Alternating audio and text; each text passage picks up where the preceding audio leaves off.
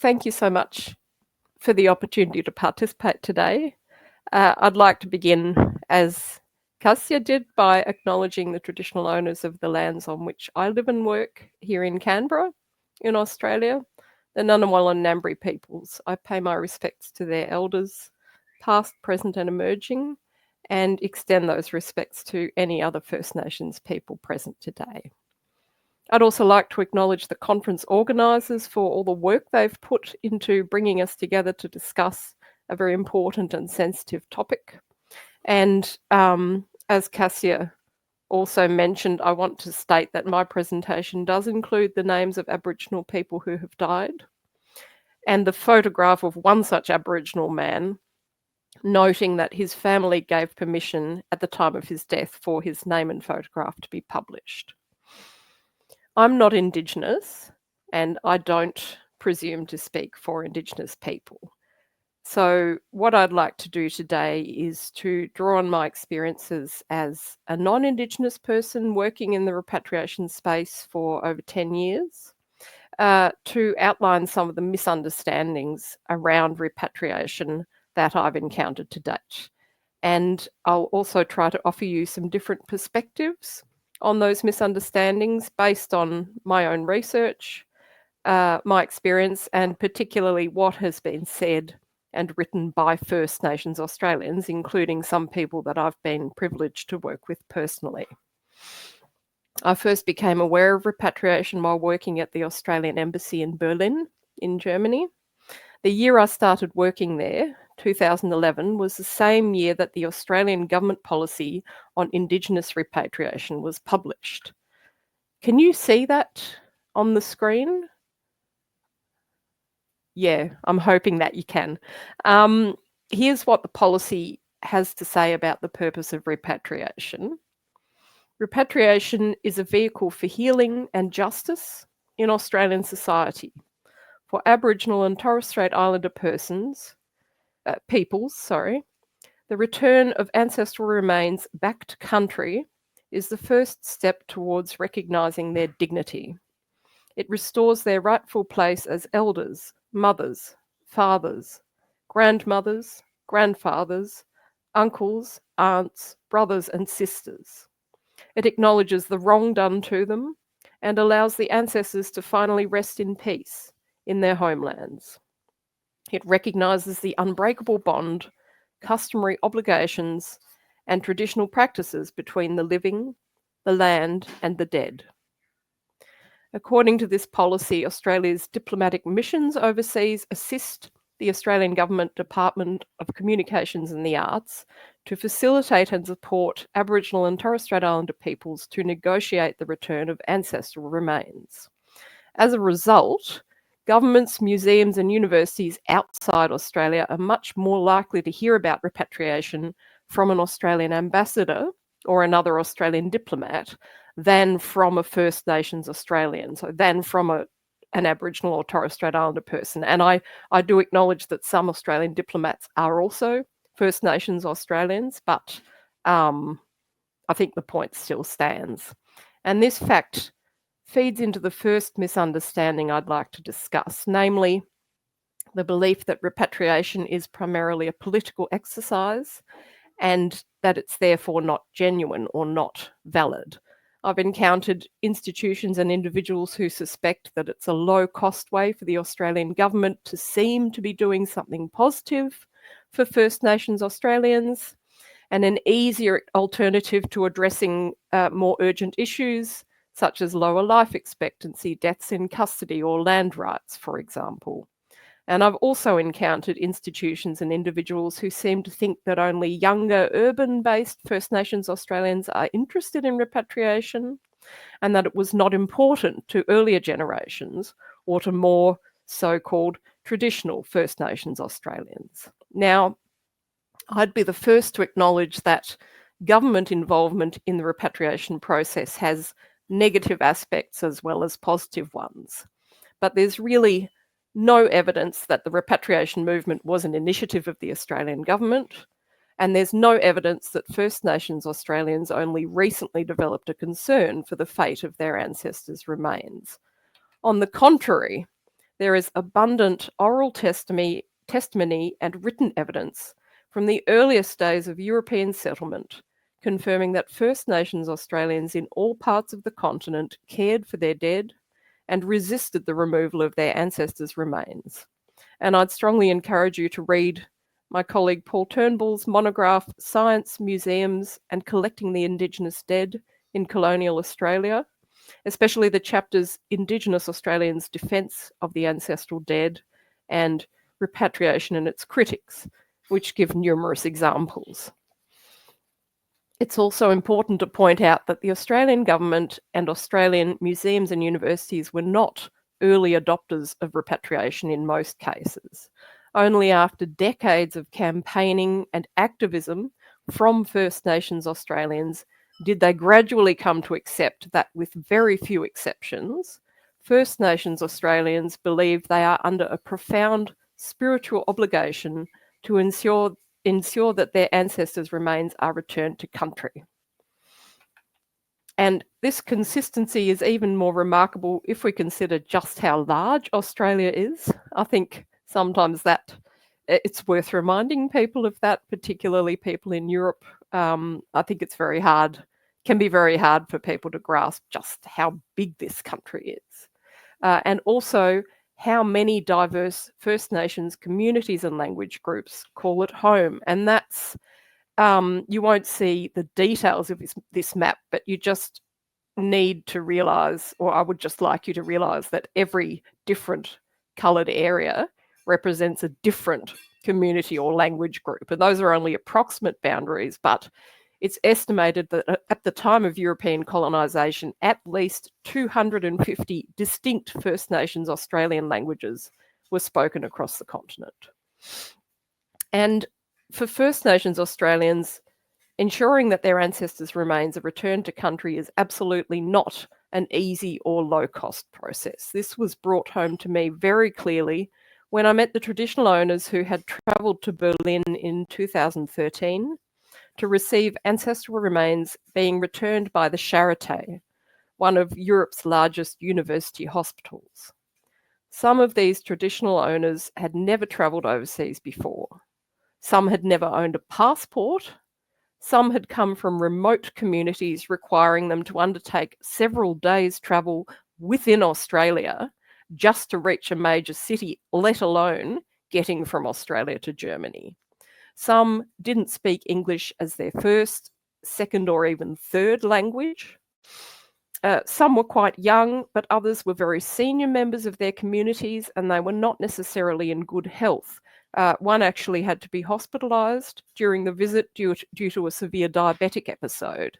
And despite all of this, they clearly felt an obligation to be there. It definitely was not for an enjoyable tourist experience, and it wasn't even to participate in the handover ceremony. It was primarily because, in consultation with their communities, they had shouldered the responsibility of accompanying their ancestors safely back to country. And it became very obvious to me that from the perspective of these traditional owners, the ancestral remains in question were not inanimate objects or scientific specimens. They were very much a living presence, and their descendants had duties and responsibilities in accordance with this. And that's descendants in a very broad sense, probably broader than it's often understood outside of the First Nations Australian context. But these traditional owners made it clear that they needed to spend time alone with the ancestral remains prior to the handover ceremony to introduce themselves to their ancestors, explain the situation to them, reassure them, and endeavour to prepare them physically and spiritually for their journey home. The traditional owners were very emotional during the handover ceremony, and I had the impression that they found it difficult to put into words the importance of what they were doing in a way that people attending could understand. Although I also had the impression that the messages they delivered were far more powerful than anything a non-Indigenous diplomat could have said or done. And several of them were physically and emotionally exhausted after the handover ceremony. They didn't feel able to participate in the celebratory dinner that had been organised by the embassy. And it's hard to get across what that experience was like, but to give you a bit of a clearer idea, I'd like to quote the words of some of these traditional owners. So Corinna Rubin, who was a relatively young woman from the Gudang Nation, which is right up the top of Cape York. So the sort of, I need to go back to the map, the pointy bit at the top of the eastern side of Australia. She said, "We have come to regather what is ours and that which is lost. No longer will our people laid before us be strangers in a strange land. It's a time to heal and a time to embrace healing." And the photograph you see there is the memorial stone that was erected when those ancestors were not only returned to Australia, but returned to Somerset, which is the township in Gudang country where it was decided that they could be laid to rest. The next traditional owner that I recall hearing speak had quite a different tone. He seemed to be experiencing some fairly different emotions. He gave the impression of being quite angry in a controlled way and quite reproachful, I think. It certainly pulled me up short. I think it pulled a lot of other people up short who were in the room at that handover ceremony. But he said, "We can't turn back the clock, and I wish we could, because if we could, we wouldn't be here today, standing here in Berlin, thanking everybody for their participation and their goodwill. I couldn't write a speech that would basically pat everybody on the back for their good work, because this shouldn't have happened, ladies and gentlemen. It should never have happened." And I really had the sense that he was angry that that this had been done in the first place, that he found himself in a position where he had to travel halfway across the world to bring ancestors back to Australia when they should never have been taken from it in the first place. And then the last traditional owner I remember hearing speak, and I'm sorry that the photo quality is not better, but it's the man on the left, Ian Crombie, from the Antakarinja Matu Yankunytjatjara people in northern South Australia. He was a very softly spoken man. I'm pretty sure that English was his at least third language, maybe fourth.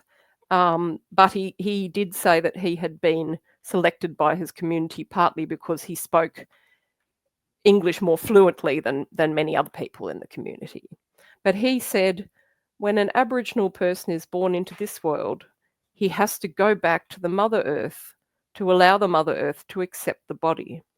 When a person is not regained back into the land or the country from which it originates, then there is emptiness, failure, a loss of journey. You'll see that that's where I took the title of my presentation from. And I think I should point out here that the ancestral remains that were returned to the people represented by Ian Crombie at the handover ceremony only came to be in Berlin through the actions of Hermann Klaatsch. He acquired them in 1907 from Archibald Watson, who was Professor of Anatomy at the University of Adelaide in South Australia. Watson wanted to fulfill a promise he had made to Wilhelm Waldeyer, a German anatomist he had met in Berlin. And so Watson asked Klaatsch to deliver to Waldeyer the ancestral remains of an Aboriginal man who had died in hospital. Klaatsch wrote that two other Australian scientists present at the time also believed they had a right to this man's remains, and that he had to engage in what he described as vigorous arguments with them in order to win the corpse, his words, for Waldeyer. And I think this episode can give us some insights into another common misunderstanding around repatriation, namely that beliefs and practices were different in the past and that today's ethical standards can't be applied to those who acquired ancestral remains in the past because their actions were acceptable at the time. Well, The obvious question here is acceptable to whom? Klaatsch, Waldeier, Watson, and the other 2 Australian scientists involved certainly seem to have considered their behaviour mutually acceptable, but there's no indication whatsoever that any of them bothered to inquire about the wishes of the dead man or his relatives. And there's actually plenty of evidence that Klaatsch and others who acquired ancestral remains knew that what they were doing was profoundly unacceptable to First Nations Australians, potentially shocking to Australian society more generally, and often illegal. Their descriptions of their efforts to conceal their actions and the reactions of First Nations Australians who nevertheless found out what they were doing make this very clear, and it wasn't just First Nations Australians who were shocked and angered. Only a few years earlier, Watson's colleague William Ramsay Smith, the South Australian state coroner, had been charged with 18 breaches of the Anatomy Act and subjected to a parliamentary inquiry after it was revealed that he had been using the hospital morgue as a source of ancestral remains and medical specimens, and filling the coffins intended for the bodies of the dead with sandbags and rubbish so that no one would suspect. Public outrage erupted when it was found that those whose bodies had been desecrated included Tommy Walker, a Ngarrindjeri man who had been one of the best-known figures in the city of Adelaide during his lifetime.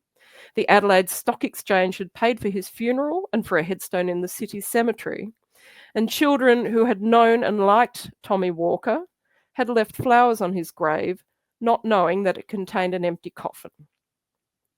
Ramsay Smith's excuse, and what the parliamentary inquiry eventually agreed with, was his zeal in the cause of science.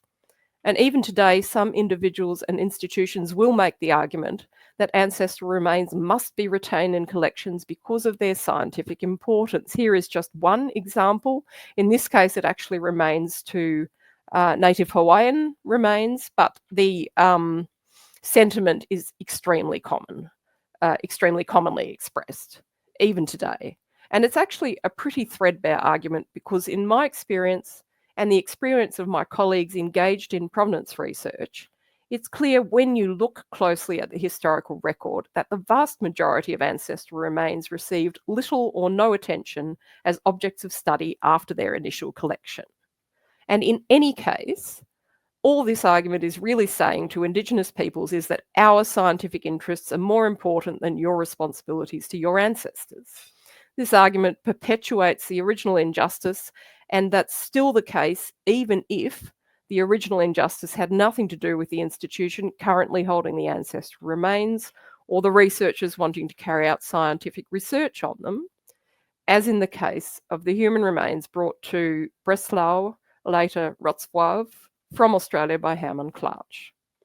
I'll leave it there, but I'd like to encourage you to spend some time listening to First Nations Australian voices on this topic, including some of the speakers we'll be hearing from shortly, as well as the interviews that are featured on this website, the Return, Reconcile, Renew website. This is the centre that I've been involved with for the past, 8 years, I think. There are over 50 people from 3 completely different parts of Australia who've been interviewed about their experiences of repatriation and their views, First Nations people, I should say.